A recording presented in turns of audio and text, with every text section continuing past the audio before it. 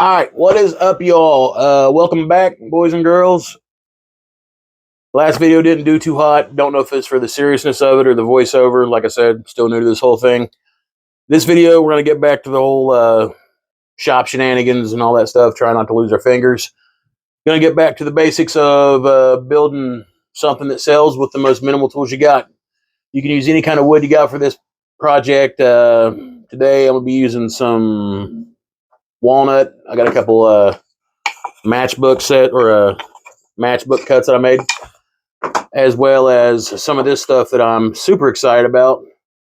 Flaming box alder. That red turns like the deepest blood red you'll see once you put some poly on it or some oil. Today we're going to make something that it always sells. People love them. Boxes. They're utilitarian. People use them for anything. Jewelry, tools, rings, anything like that. People love them. I'm going to show you how to do it.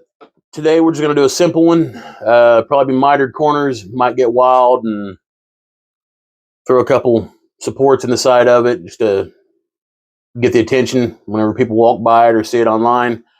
But we're going to do it up. We're going to do it right. So I'm going to cut the video here. I'm going to get back to doing this and be with you in a second. All right, so we're back over here at the miter saw. When you're doing something that you want to be on the outside of the box, you got to make sure that you cut your 45-degree bevels on one certain side. So we want this side to be on the out. So we're going to cut our angles on this side so we can keep this on the out. What we're going to do is, instead of doing the half sandwich, full sandwich thing, we're going to set this bad boy over at 45 this way and keep our fingers, hopefully. Other than that, don't worry about silencing this thing, because cue the sexy music.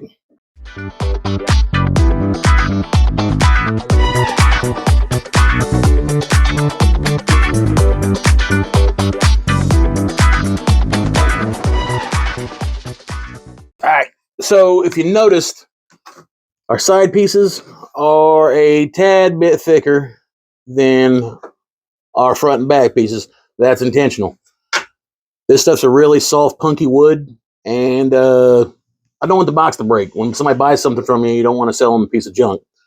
So when you set up the miters on it and you pair them up, you're going to have that little bit of overhang. So what we're going to do is we're going to knock that off with the planer. All right?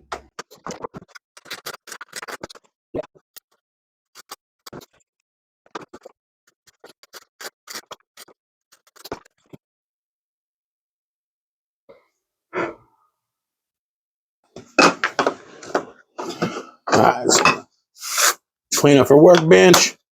Super simple process. You don't have to be Norm Abbott or anything cool like that to get this done. Lay out a piece of tape. Blue tape works the best in a wood shop. I don't know why. It's probably like some weird old wives' tale, but I'm telling you, it works. One piece down. Get these lined up to where you want them to go. We want that to lay like that. Marry them up. I mean, don't marry them like, you know, selling your kid off to, you know, a count or something, but, you know, marry them up. When you go to put this final piece on, because we have a different pattern in our grain, you want it to mirror the other piece. So we'll lay it like that. We'll give it a test fit. We'll wrap it up here.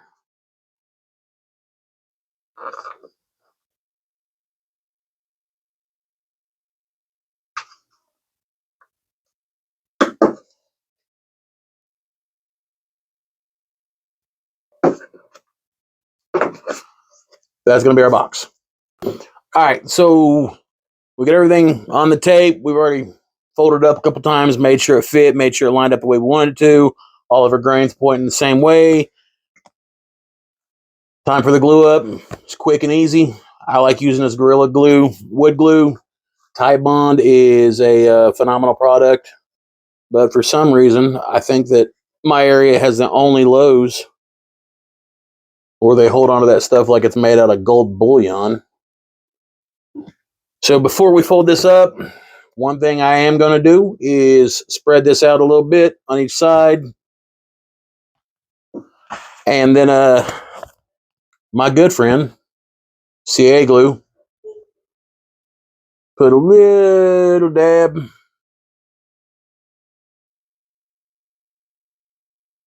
on the corner of each joint. Give it a little bit of a stability for when we fold this bad boy up. So just like a slinky, bring your lines up. Line all your edges up the way you want them.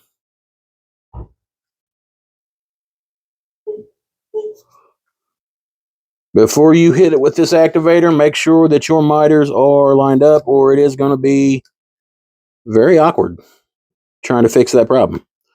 Trust me, I've done it. Okay, so everything's lined up the way we want it.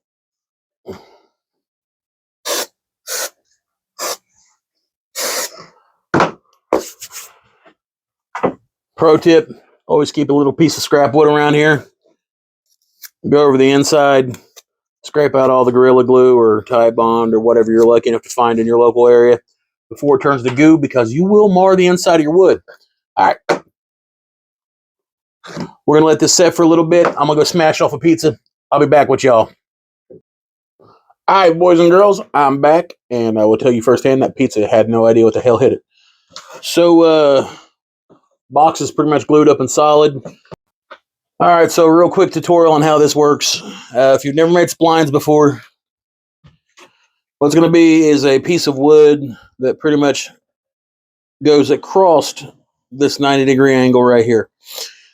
They usually make like a sled or a jig or something like that. I've always had pretty good luck with not doing that. When you set it up, you want to make sure that the teeth on your saw just come past this area. That way it'll barely break through in this notch in here. Okay? We're going to do dual splines on each corner of it. When you run it through, you want to run it through at an angle like that. That way you can set the square piece of wood in there and it will reinforce the sides of it. We're going to round ours off. It'll give it another dimension. So I'm going to cue up some music. I'm going to get this done and let's go.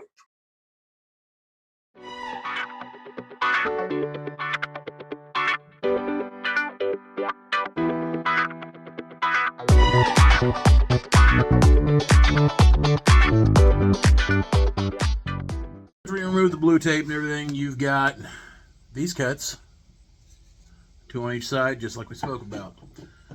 We've already got white, a lighter colored wood, and walnut on here. The alder's got some red accents through it, so I think the only logical step to go with for the splines is some cherry. This is already a thin piece. It's cut off. I always save my cut-offs just for stuff like this, but it's not thin enough. So on these, hear me out. I like to put a little bit of CA glue on the workbench, as dumb as that sounds. And spray down my spline. Let that harden up a little bit. Let me get you here where you can see what's going on.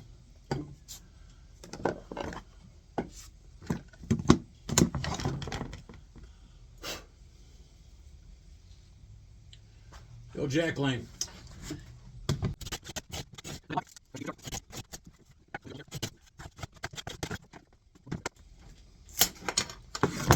Doesn't break anything.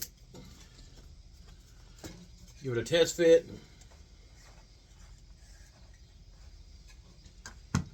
And they fit in there. So we're going to take this over to the miter saw. I'm going to set her back up at a 0.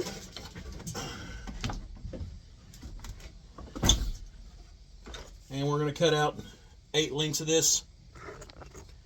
So bear with me and cue the sexy music.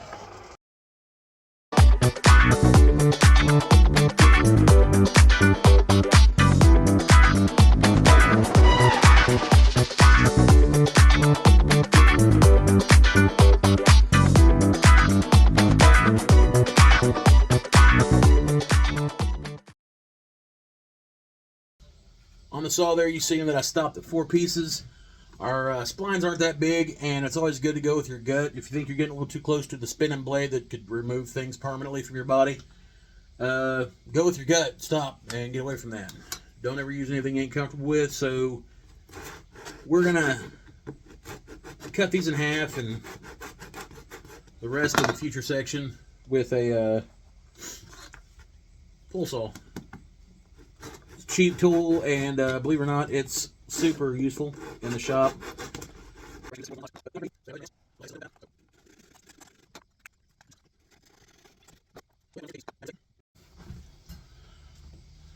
Everything's cut.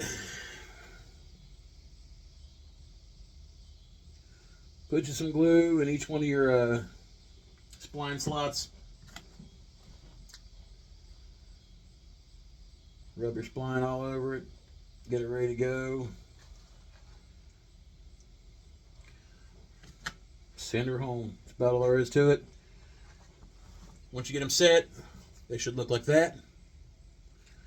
Don't worry if they line up perfectly or anything like that. As long as they sit and they seat perfectly against the wood, you'll be at it. I'm going to go ahead and put the rest of these in here. I'll fast forward this clip and I'll be back with you as soon as I'm done, all right?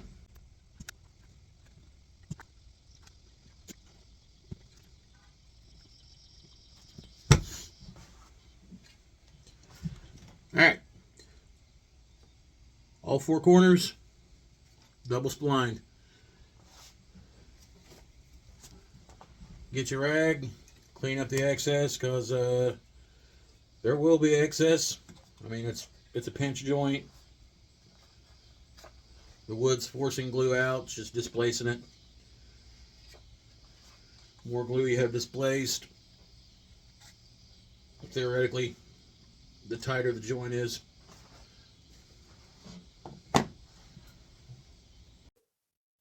Alright, so while our splines are drying up, a scrap piece here of ply.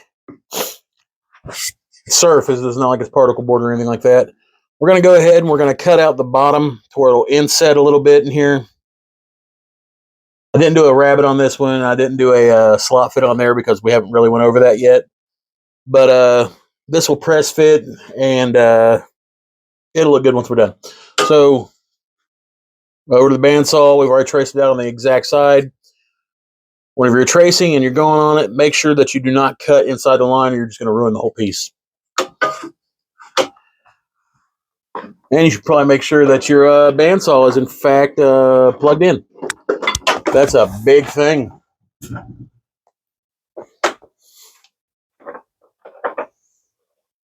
All right, let's get on with it. Hey, if you guys are still around for this, and I'm not deafening you by the sound of the bandsaw, it'd be a great time to like and subscribe.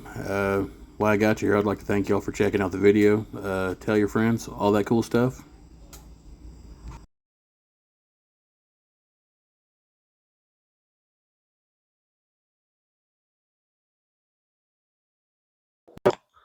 All right, got the box here.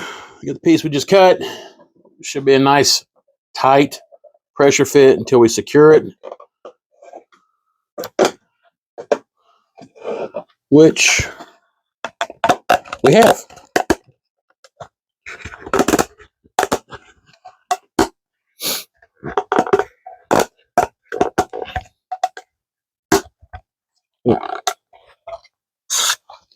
Great. All right, these are pretty well dried up. I did him with some CA and activator. We're going to go ahead and bring it up here to the bandsaw so I can shave these off. That way it ain't 15 minutes of me using this thing to kill time on the video. So bear with me for a minute, guys.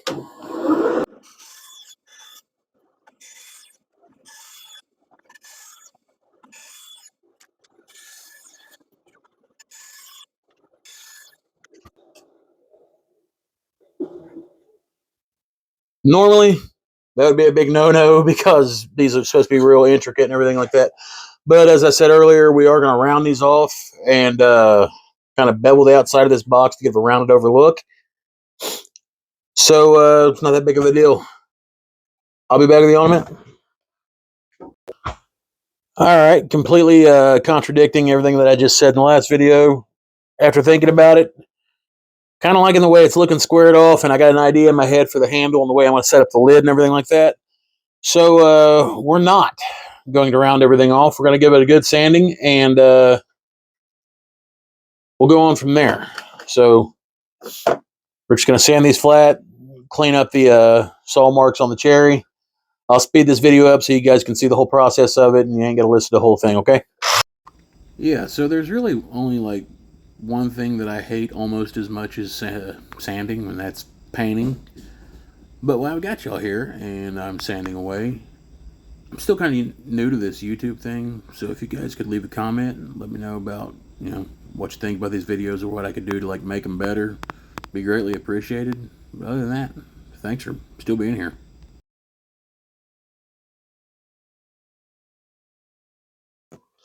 All right, so I think we left off showing everything was sanded off flush and everything on the sides. On the bottom of it, we haven't glued this in yet, but what we're going to do is we're going to put about a 1/16 of an inch recess, maybe an eighth. Actually, it will be right at an eighth. These are some of the pieces that were left over when we were cutting the splines for the sides. They're all triangles, 90-degree angles on one side, of course, because they're triangles and they can't be 90 degrees all the way around. I like to take those and put those on the bottom of it. One gives the bottom a little bit of recess in case whoever buys it wants to sign it, or I know a lot of people that buy these, they want me to engrave stuff on the bottom of them, like do such and such, love, Nan, things like that.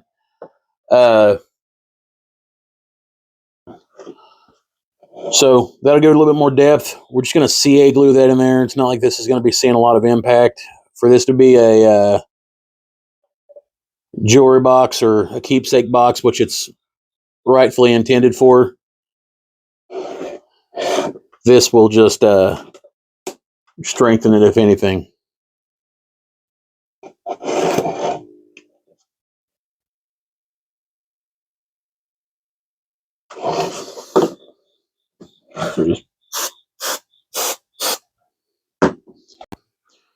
Glue's dried up. Everything's setting pretty solid. This is a piece of box outer that I've got down here. Same thing the sides are made out of. So I want to use that for the top, and then I'm going to use a walnut accent as a handle. So once again, trace around it.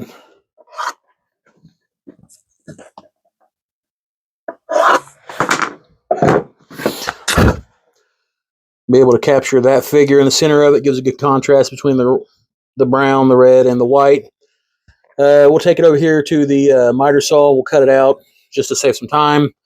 I'm thinking on this box, I just want angles. I want probably a trapezoid style handle, 45-degree chamfers all around the top of it. And then we're going to take some walnut strips and set on the inside of it so it flush fits down inside the box.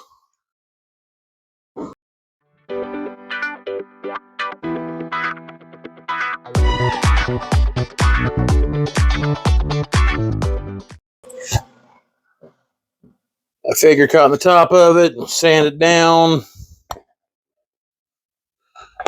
put some bevels on it. Looking at a nice, thick-lidded jewelry box.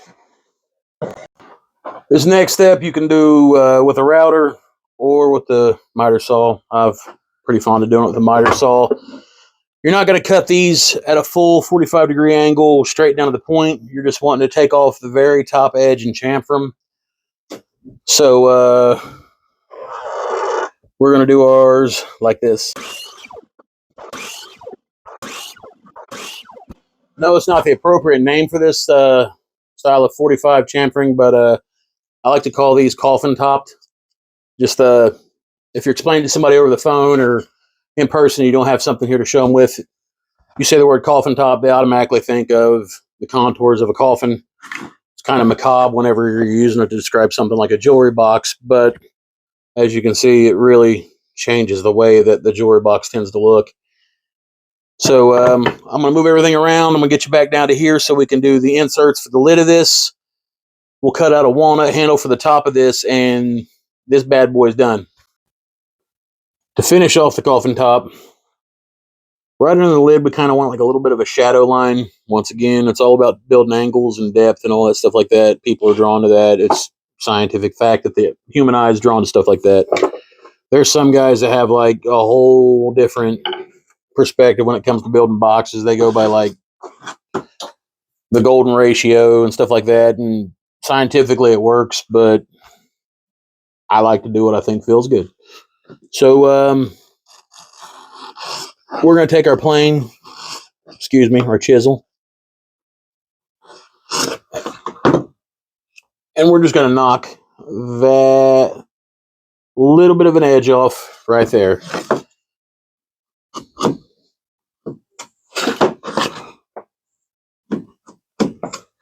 And what that'll do,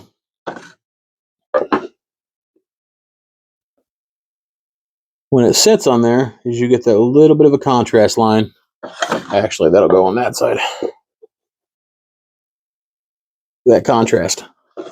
So I'm going to go ahead and do that all the way around the bottom side of this because the top side's already prepared with the miter saw. And then we'll put the walnut inserts in it to keep the lid in place.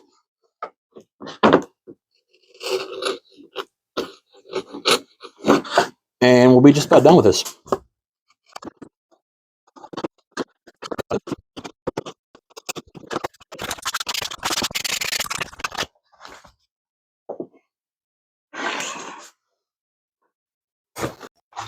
All right, so this is going to be more of an ornate than a utilitarian box. So we want it to where people can actually pick it up, set the lid off to the side, be able to admire them both and the work that's went into the piece.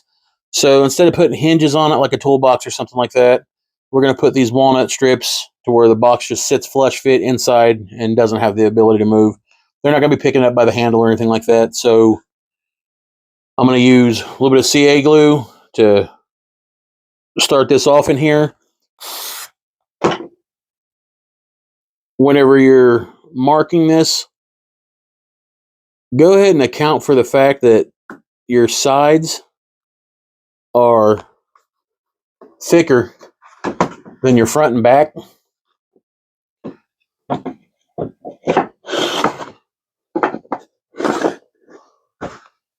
Okay? All right, once again, this is why we don't throw away our scraps. This is a cutoff that was left over from the box outer, from actually the lid that we just cut. This is one of the strips that we had left over from the inserts we used for the inside of the lid. Relatively the same width, same thickness. We were going to use just a basic walnut trapezoid style handle on it to begin with, but because we keep our scraps like this and just happen to look over, we are going to do a layered contrasting piece. So now we'll have even more depth on the lid. We'll go ahead and glue these up.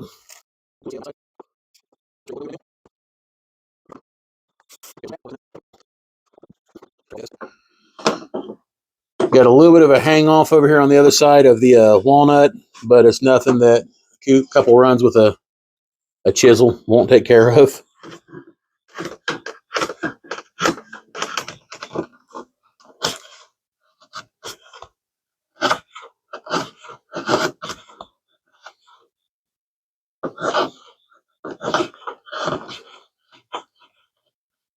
All right, so that's what we got.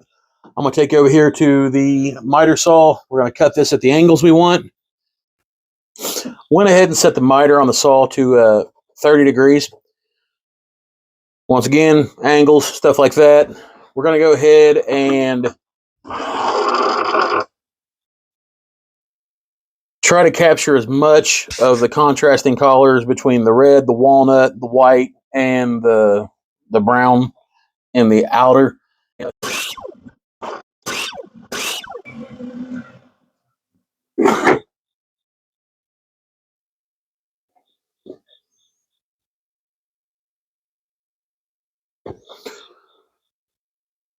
Do some planing work and thinning down on top of it and make this a little bit more approachable. But yeah, I'm digging it. All right, boys and girls, everything's cut, everything's done. We're on to the final part of assembly, and then we're going to hit it with the clear. The only thing is, we got to figure out which way we want to orient this handle on the lid. This side and this side obviously have more red in it, so we want that to go facing towards the front, so it'll be presented towards the buyer. Looking at the lid, this side here looks like it has a little bit better red in it, so I want to place that there. I'm going to measure the flat on top, not the chamfered angles. Looks like we're setting at 7 1/4, so 3 1/2 plus 1/8. Yep. And then same thing front to back. Looking at 3 1/2, so 1 3/4. Damn, that's almost right on the money. Base is 1 1/4, so go ahead and mark it.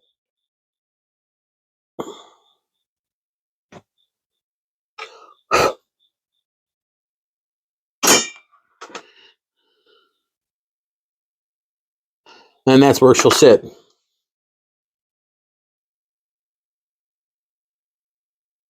A little dab of CA on each side.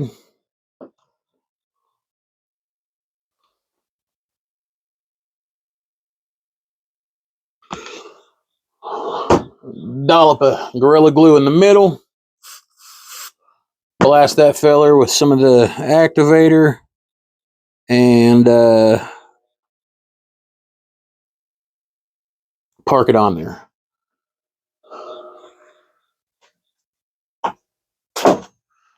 The old scrap of glue trick or scrap of wood trick.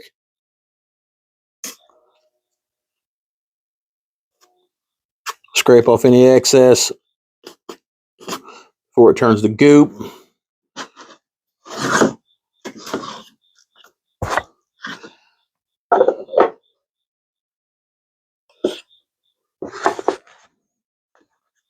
We'll clear her up and I'll get back with you. All right, y'all. It's been a blast.